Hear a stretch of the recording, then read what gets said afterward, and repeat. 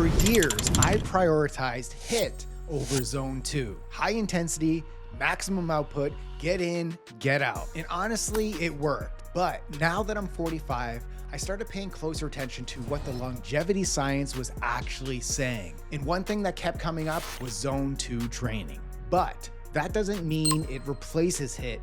It complements it, because Zone 2 does something HIIT alone simply cannot. And by the end of this video, you're going to understand exactly what that is and why it needs to be in your program. And to be respectful of your time, I've added timestamps to every section in the description below. Let's start with the big picture. Here's every benefit Zone 2 delivers. Most people think Zone 2 is just slow cardio.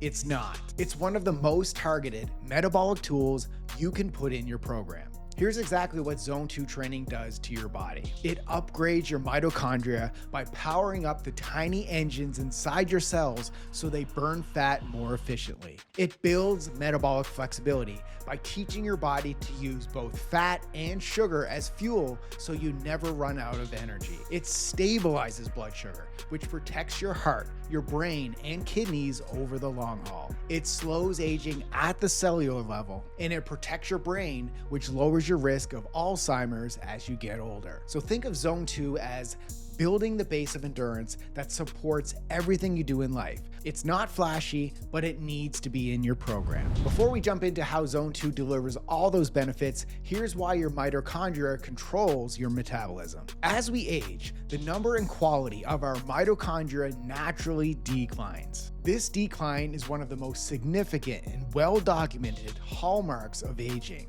It also means less fat burning, elevated blood sugar, more fatigue, and greater risk of disease. This is why you need to focus on the health of your mitochondria. Think of your mitochondria like tiny engines inside every cell in your body. Their job is to take the food you eat and convert it into usable energy. This means if your mitochondria engines aren't healthy and efficient, you simply cannot burn fat effectively. But here's the good news. Zone 2 can directly reverse this significant sign of aging. Zone 2 training directly reverses mitochondrial decline. So when you train in Zone 2, you create new, more efficient mitochondria while simultaneously clearing out the dysfunctional ones. Think of it as a full engine rebuild happening at the cellular level. Zone 2 is uniquely effective at this because it primarily recruits and multiplies your type 1 slow twitch muscle fibers, which are already the most mitochondria dense fibers in your body. So think of every single Zone 2 session as a mitochondrial upgrade. Use them or lose them. Now, here's why the ones who need to burn fat most are actually the least able to access it. Even at rest, people with obesity or metabolic syndrome show elevated lactate levels, which is a direct signal their engines are already working too hard just to maintain baseline function before they even start moving. This means they're only burning through glucose and storing fat because they literally cannot access fat as a fuel source. Their fat burning engines are so inefficient that even during exercise, the body only burns glucose and exhausts itself quickly. The effort becomes unsustainable, they stop, and the cycle continues. Zone 2 training is what starts to change that equation. Now let's talk about how you can burn fat like an athlete without even realizing it via metabolic flexibility. The ability to seamlessly switch between fat and glucose as fuel is called metabolic flexibility. Here's the key principle. The lower your relative intensity, the more fat your body burns as fuel.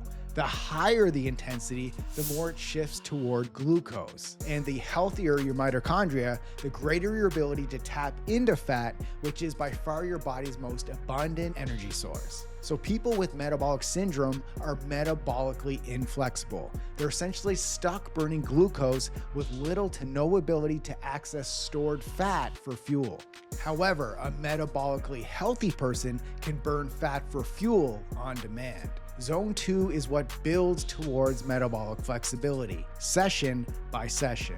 Quick pause from the Zone 2 content, because if you've been watching this and thinking, I want to understand this stuff at a deeper level and actually help others with it, this is for you. That's why this video is sponsored by ISSA, the International Sports Sciences Association, which is one of the global leaders in online fitness certifications, empowering individuals to become certified personal trainers and health professionals through flexible, science-based education. And I earned one of my strength and conditioning certifications through them and loved how flexible this whole process was. Their certifications are 100% online and self-paced, so you can study anytime, anywhere on your phone, tablet, or computer. And ISSA also offers certified personal training certifications where you'll learn program design, nutrition fundamentals, and how to coach clients to real, sustainable results. And this is exactly the kind of knowledge that separates someone who just works out from a personal trainer who can actually help others transform their health. This is the foundation of what great coaches understand. And ISSA gives you that foundation with a credential behind it. Fitness jobs are in high demand.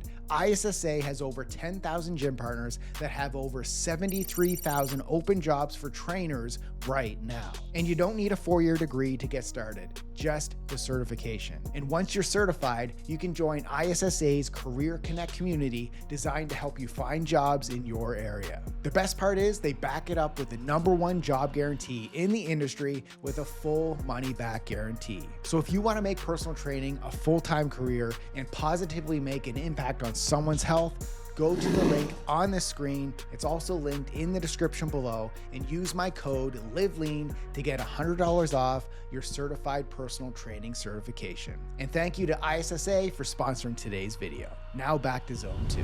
Zone 2 is more than cardio. Zone 2 doesn't just improve your fitness, it improves your metabolic health, and that distinction matters more than most people realize. When mitochondria are healthy and efficient, they help keep fat gain in check. But when they're not, fat continuously builds up in the body and starts driving serious conditions like type 2 diabetes and cardiovascular disease. But the difference between a metabolically healthy lean person and someone struggling metabolically is whether they can access that fat as fuel. Zone 2 is what helps you get there, session by session, week by week. And this is why I don't do Zone 2 for cardio. I call it a metabolic health upgrade.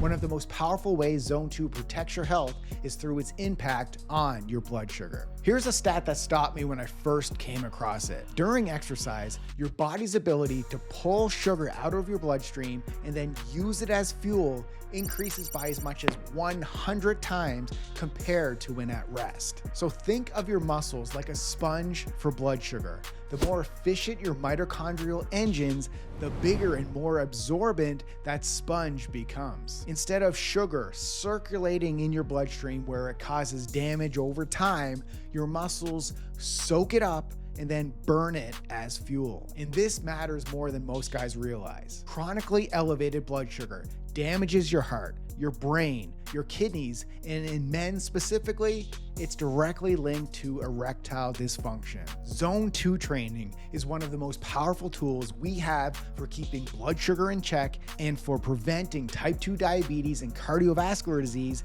before they ever become a problem. In addition to this, Zone 2 also protects your brain long term. Most guys think about Zone 2 training for fat burning, but the brain benefits are also compelling. Zone 2 increases cerebral blood flow, meaning more oxygen and more nutrients reaching your brain during and after every session. It also stimulates the production of brain-derived neurotrophic factor, or BDNF, which is a growth hormone specifically for your brain. It supports the creation of new neurons, strengthens existing neural connections, and is one of the most studied factors in Alzheimer's disease prevention. So if protecting your cognitive function for the next 20, 30, 40 years is a priority, think of Zone 2 as a deposit into your long-term brain health. So now that you know why Zone 2 works, here are the best Zone 2 cardio options for any schedule. One of the things I love most about Zone 2 is how flexible it is. You don't need a specific machine or a specific setting.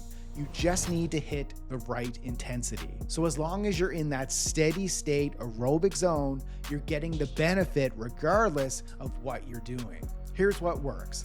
Incline treadmill walking is my personal go-to. It's low impact, joint friendly, and highly effective. It's also easy to control and easy to zone out on.